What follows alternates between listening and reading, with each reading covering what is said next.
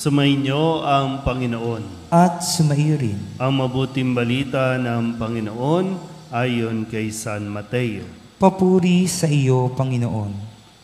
Noong panahong iyon, may isang lalaking lumapit kay Jesus at nagtanong, Guro, ano pong kabutihan ang kailangan kong gawin upang magkamit ng buhay na walang hanggan? Sumagot si Jesus, bakit mo ako tinatanong kung ano ang mabuti? Iisa lamang ang mabuti. Kung ibig mong magkamit ng buhay, sundin mo ang mga utos. Alin-alin po? Tanong niya. Sumagot si Jesus, huwag kang papatay, huwag kang mangangalunya, huwag kang magnanakaw, huwag kang magsisinungaling sa iyong pagsaksi. Igalang mo ang iyong ama at ina, at ibigin mo ang iyong kapwa gaya ng pag-ibig mo sa iyong sarili. Sinabi ng binata, tinutupad ko na pong lahat iyan. Ano pa po ang dapat kong gawin? Kung ibig mong maging ganap, humayo ka, ipagbili mo ang iyong ari-arian at ipamahagi sa mga dukha ang pinagbilhan. Kapag ginawa mo iyan, magkakaroon ka ng kayamanan sa langit. Pagkatapos bumalik ka at sumunod sa akin. Sagot ni Jesus.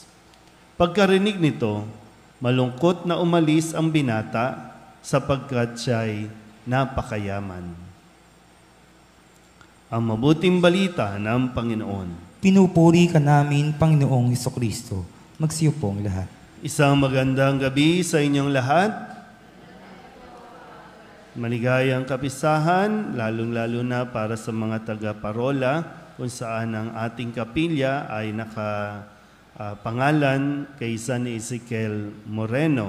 Bagamat inaasahan sana na naririto sila, pero dahil sa pagbuhos ng malakas na ulan, binaha ang parola at hindi makatawid ngayon dito. Pero ganun pa man, isinasama natin sa ating panalangin ang komunidad dyan sa parola at nawa patuloy silang gabayan ni San Ezekiel Moreno. Sabihin nyo nga, San Ezekiel Moreno. Si San Ezekiel ay isang misyonerong pari at ang kinabibilangan niyang kongregasyon ay ang Agustinian Recollect. So, misyonaryo.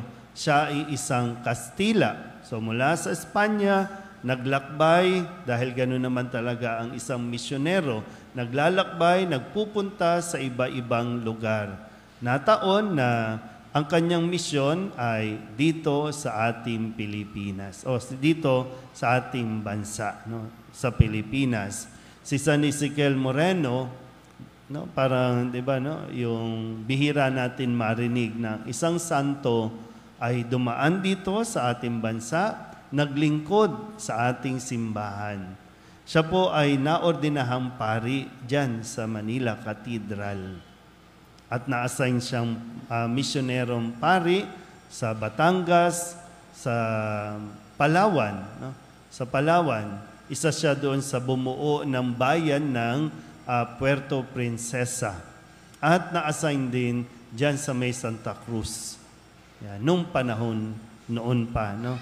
Kung kaya, matapos po na siya ay mamatay, no, sa sakit na kanser, idiniklara ng simbahan na sa kanyang pagmimisyon ay nakitaan ng kabanalan at kung kaya't idiniklara na siya po ay isang banal. Kaya ang tawag na natin ay Saint Ezekiel Moreno. So, kung tutuusin, si San Ezekiel ay mayaman din. Kasi no, mula sa ibang bansa, pero iniwan ang kanyang kayamanan, iniwan ang kanyang buhay na marangya doon sa Spain, naglakbay para maranasan no, yung hirap. Pero para maranasan yung pagsunod sa kagustuhan ng Diyos. Na siya namang ipinapaliwanag sa atin, no, sa ating ebanghelyo, mula kay San Mateo. Dahil meron pong nagtatanong, paano po magkakaroon ng buhay na walang hanggan? Gusto nyo bang mabuhay o gusto nyo bang mapunta? Pag sinabing magkaroon ng buhay na walang hanggan, no, lalo na para sa mga kabataan na naririto, pag sinabing buhay na walang hanggan, yan ay ang buhay natin sa langit. So, paano tayo mapupunta sa langit para maranasan natin ang walang hanggang buhay, kapiling ang Diyos? Malinaw ba yon? Okay. Kaya sinabi ni Jesus, may dalawang bagay na kailangan nating suriin, katulad ni San Ezekiel Moreno. Una ay, sinusunod ba natin ang kanyang mga utos? Ano ba, sa mga kabataan dito, no, mas makaka-relate, mas madaling makita sa sitwasyon natin, iginagalang ba ang ama't ina? Sinusunod ba sila? Iginagalang, nirerespeto, minamahal ba ang mga magulang? Pangalawa ay, iniibig ba natin ang ating kapwa gaya ng ating pag-ibig sa sarili? Pinahalagahan ba natin ang ating buhay? Iniingatan ba natin ang ating buhay? Nirerespeto ba natin ang ating buhay? Kasi kung paano natin ginagalang ating sarili, ganun din, matututo tayong igalang ang buhay ng iba. So, isang pwedeng suriin, sinusunod ba natin ang mga utos ng Diyos?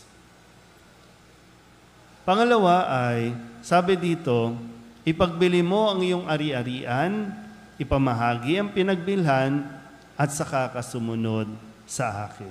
Alam, sabi nga, malungkot na umalis yung binata kasi siya ay napakayaman.